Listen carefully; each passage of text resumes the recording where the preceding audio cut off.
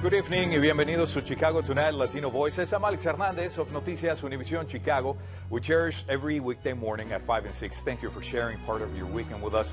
On the show tonight, why Cook County is known as the worst neighbor in the country when it comes to a certain type of air pollution. An ongoing shortage of medication used to treat asthma patients gets worse. What's being done about it and what you should know.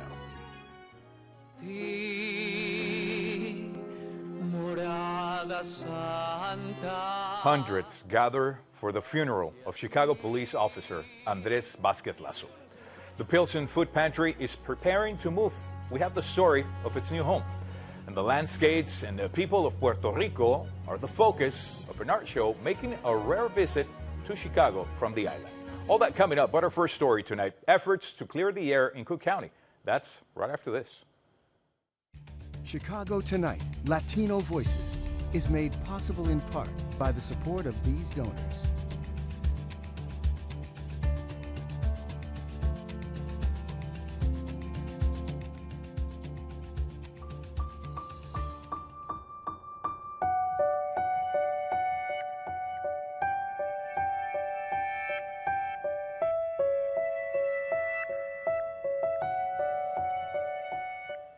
Cook County is the worst neighbor in the country.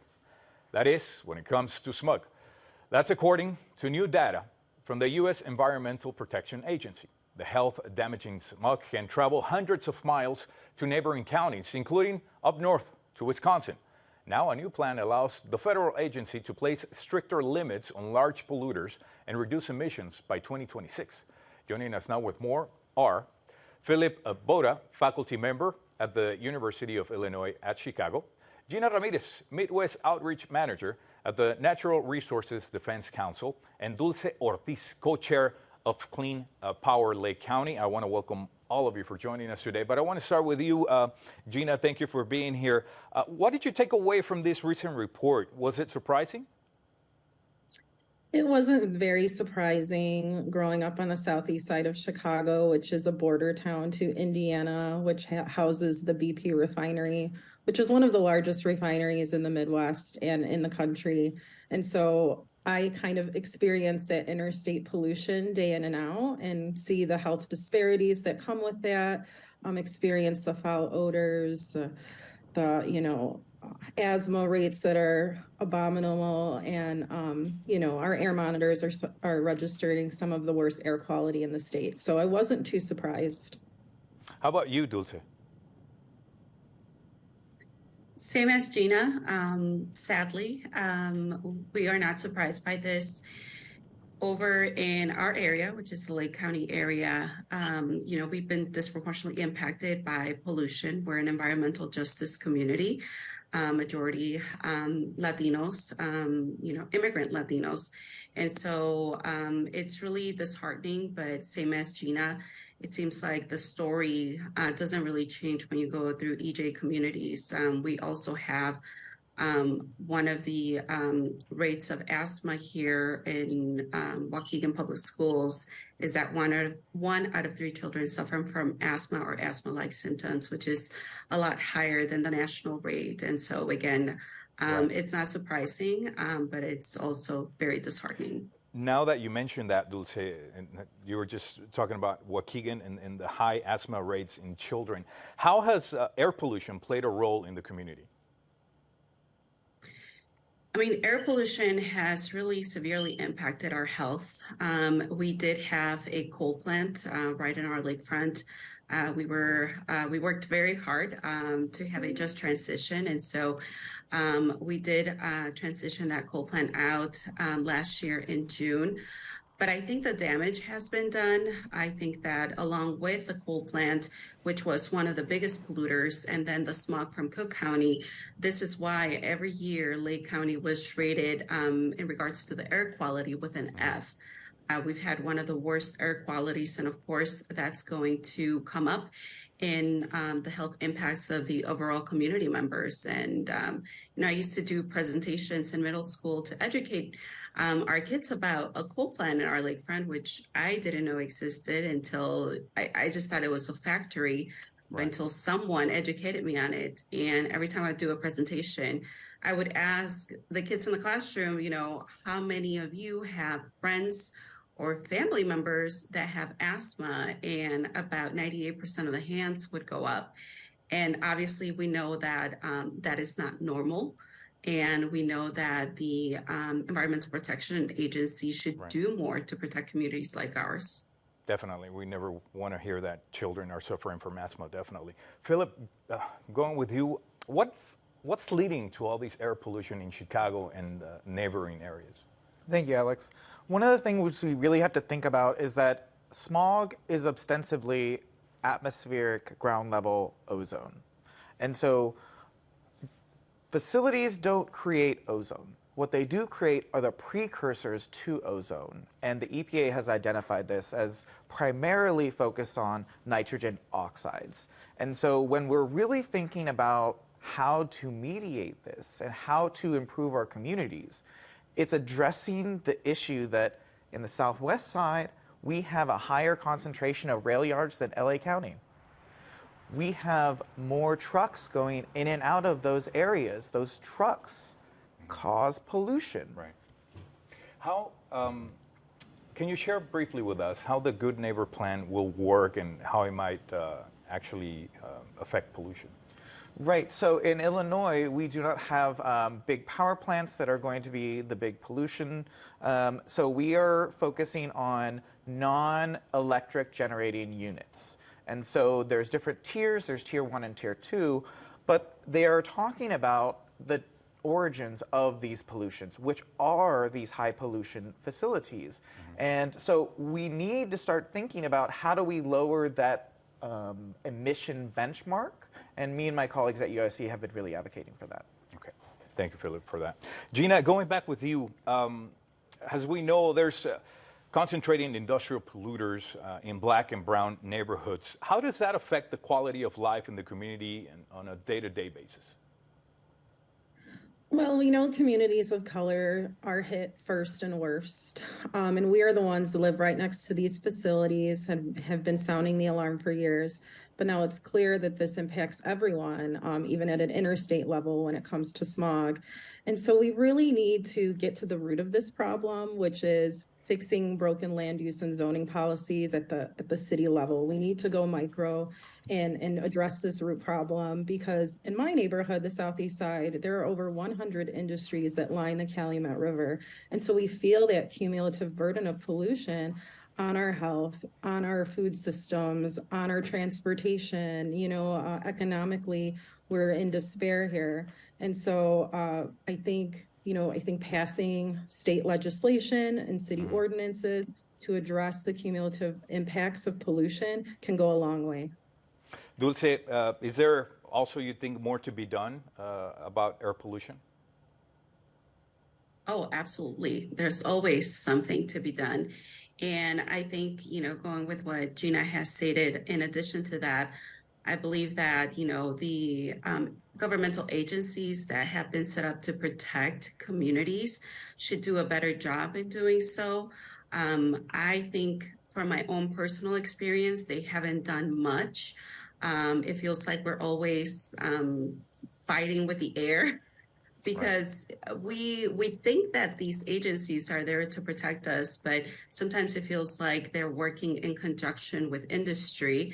And the industry gets what they want to do to continue operations, continue profiting, from their businesses, but also at the cost of our health.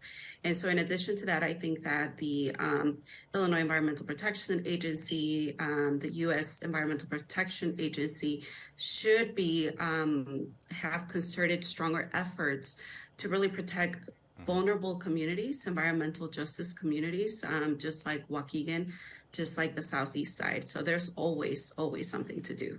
Thank you, Dulce. And lastly, Philip, same question pretty much. We have less than 30 seconds. What else can be done?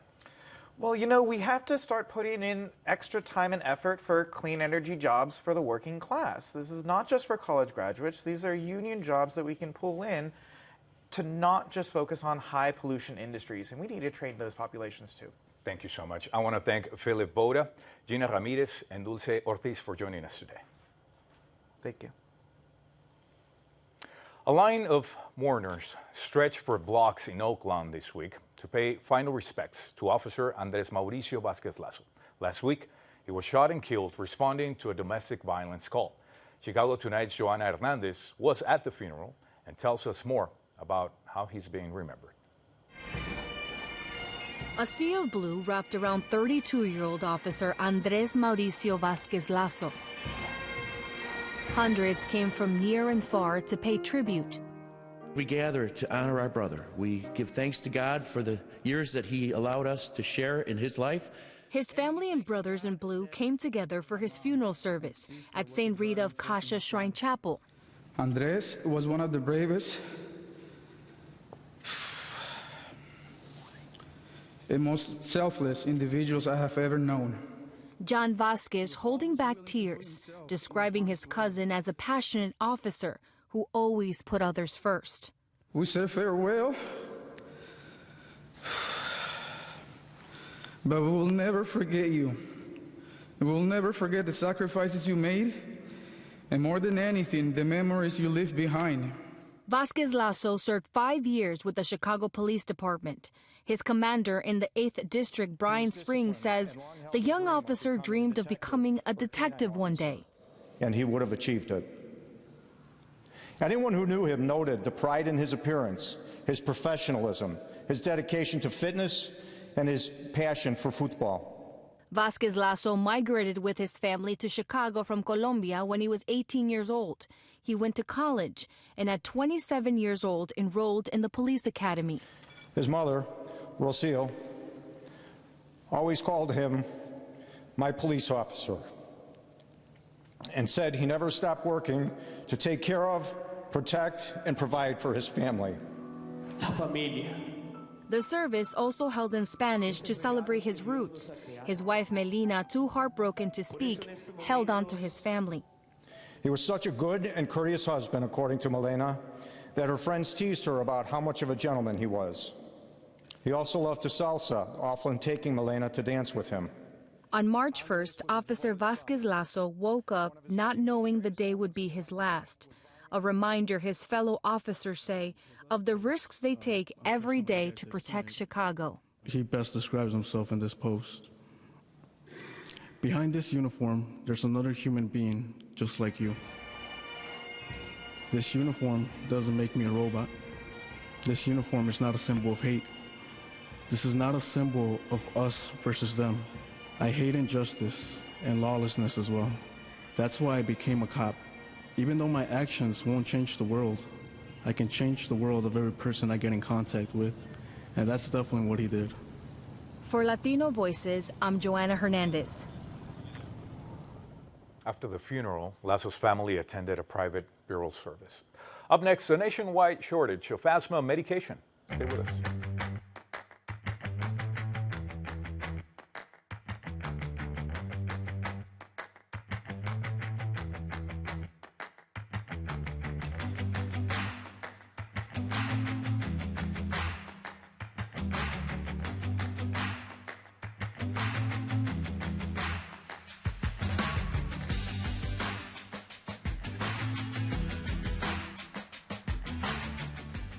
Medical professionals are sounding the alarm about a shortage of medication that's used to treat people with asthma and other respiratory diseases.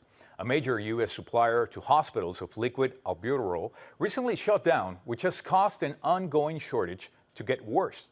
Joining us now with more is Dr. Juanita Mora, medical spokesperson for the American Lung Association and an allergist immunologist based here in Chicago. Doctor, thank you so much for joining us today.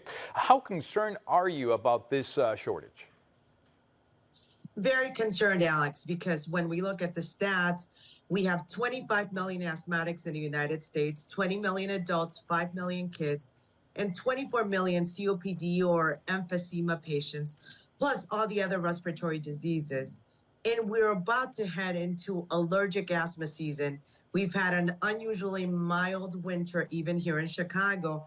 And so that means the pollen season is going to be early and long. And we are going to have a lot of asthmatics who are going to be needing liquid albuterol. And then, you know, we could get a bad COVID variant, or we could get go back into respiratory viral disease again in the winter and not have this life-saving medication that allows people to breathe. Can you describe briefly how patients use this medication? So this medication, albuterol liquid, allows patients who have tight lungs or not able to breathe with wheezing or bad cough to have relief of that shortness of breath and get their lungs open. Mainly used by kids, especially little ones who can't really use the inhaler albuterol. It's also used by older people and very sick patients, Alex, who can't do the inhaler. They go into the hospital emergency departments, and this is what they use to get their lungs opened up. Have you already had to tell your patients about the shortage? Yes, I have, Alex. And because some mommies aren't able to find liquid albuterol, one of the moms in my clinic was actually told by her pediatrician that if the little girl's asthma was exacerbated, who is only 5 years of age, that she should go to the emergency department or hospital because there was no liquid albuterol for her to have at home. And the ER, Alex, is 30 minutes away. This mom was scared. I bet. How have other patients responded to this? Well, a lot of them are concerned, and this is why, as the American Lung Association, we're hoping to reach the FDA, who actually tweeted, Alex, yesterday, that they're encouraging other pharmaceuticals to help and pitch in and produce liquid albuterol. And they're also trying to outsource this from other countries so that they meet the demand before it goes into a disastrous situation. Right. Are there any alternative options, doctor, to this kind of drug? Yes, the actual albuterol inhaler. So the albuterol inhaler is not in shortage, which is a good thing. Okay. So making sure that patients have an up-to-date inhaler, asthma action plan, COPD asthma action plan, and they should talk to their doctors too. If they normally would use albuterol liquid, like what other alternatives they have.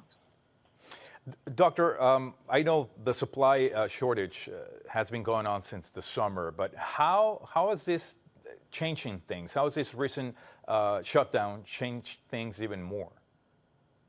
Right, because Acorn basically filed bankruptcy in May of 2020. Then we went into the shortage because they downgraded production. Now we have one pharmaceutical, Nephron, supplying liquid albuterol to the whole country, Alex. And this is why it's so concerning, because they cannot meet the demand. And so with all these millions of patients that might need the medication. What kind of action would you like to see officials actually take in response to the shortage? I'm hoping that a CEO of a pharmaceutical might be touched by the stories of these asthmatics and say, we want to help. Just like they did in COVID-19, a lot of pharmaceuticals pitched in to get the vaccines rolling, to get everything, medications as well. I want them to pitch in for all these little ones, all these older adults, everyone with asthma and COPD, so that we make a difference, Alex, and that we're able to save lives and not fall into a disastrous situation where people's lives are going to be at risk. Definitely. That's what we are all hoping for. Dr. Juanita Mora, thank you so much for joining us today. You're welcome. Always a pleasure. Up next, a sneak peek at a local food pantry's new home. Stay with us.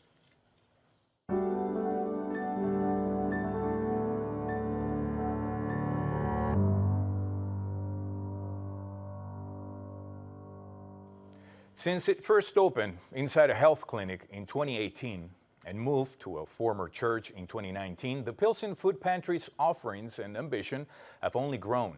Now, they've purchased a 2-story building on Ashland Avenue and 21st Street that they're hoping will allow them even more room to grow even further and better serve the thousands of Chicagoans who rely on them. Here's a sneak peek. We're at 21st and Ashland, which is the site of the new Pilsen Food Pantry. Primarily, we are operate and known as a food pantry. So we currently serve about 2,000 families a month. But in addition to that, we operate a clothing thrift store. We do pro bono physical therapy. We give out donated medical access equipment. We do COVID testing, Narcan distribution, health screening. We do a number of initiatives throughout the years. We're in a deconsecrated church. We've been trying to purchase a building for a couple years now. So we have money that we've raised already in accounts waiting for this moment. We can proceed with a lot of stuff quickly. The money that we're trying to raise is for specific things that we didn't know about. Things like moving a concrete ramp outside and things like that. Sort of unanticipated expenses. One plan is down the road to possibly put in an elevator. We would be fully ADA compliant, so we can really serve anybody that we need to. You'll see on our website that we have a page to go not only donate money, but also building supplies and time. We're great with social media, so if you follow us on Instagram, you'll find lots more information about that and where you can go donate. It's our own place, you know, it's our identity. We're not associated with a church or anybody else. People will know it for us and the services that we provide to the community. We don't have to worry about, you know, stepping on the toes of a landlord or anything like that. It is our place that we're buying outright. So any of these things that we had ideas about doing, they'll actually come to fruition in this space. You can actually find more information about how to donate on our website. And just weeks before Hurricane Fiona hit Puerto Rico last September, a valuable collection of paintings arrived in Chicago from the island. They are on a loan from an art museum in the town of Ponce on the southern coast. Now Chicago's National Museum of Puerto Rican Arts and Culture is a temporary home to a small but significant exhibit. Producer Mark Vitale visited the museum in Humboldt Park.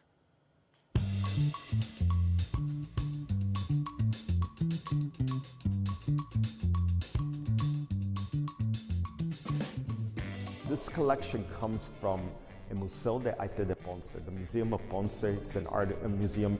It's really the first museum to open up in the Caribbean and the first one to get accredited back in 1959. Much of the museum remains closed following an earthquake in 2020.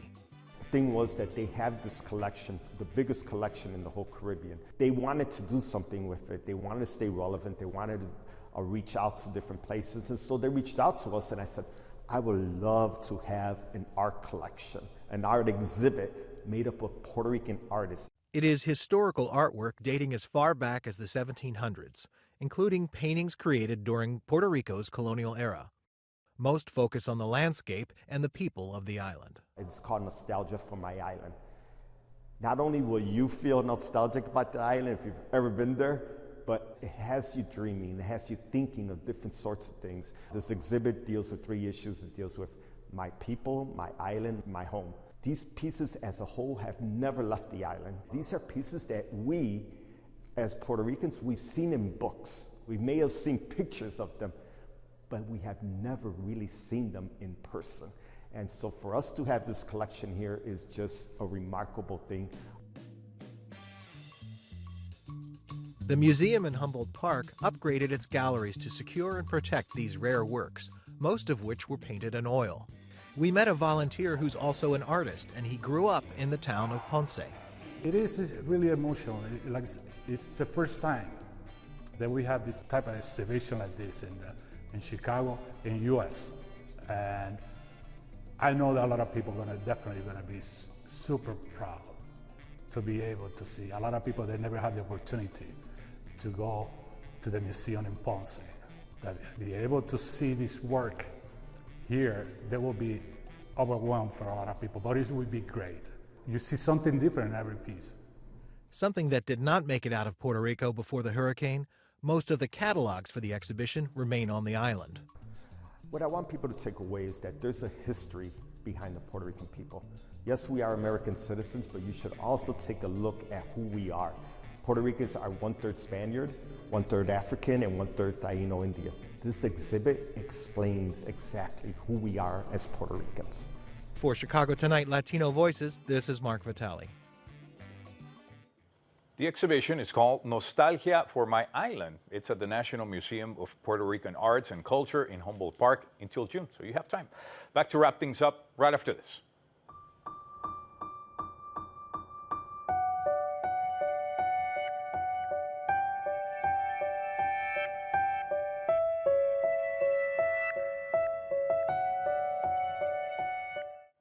That's going to be our show for this weekend. Be sure to visit our website, WTTW.com/news, for the very latest from WTTW News.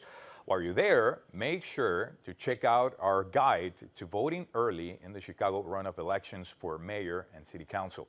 And if you're watching us on Saturday night, know that you can also catch Latino Voices and Black Voices on Sundays beginning at 10 p.m. Now, for all of us here at Chicago Tonight, Latino Voices, thank you for joining us. And don't forget also to tune into Noticias Univision Chicago every weekday morning. I'll be waiting for you. Thank you so much. Have an awesome weekend. Be safe.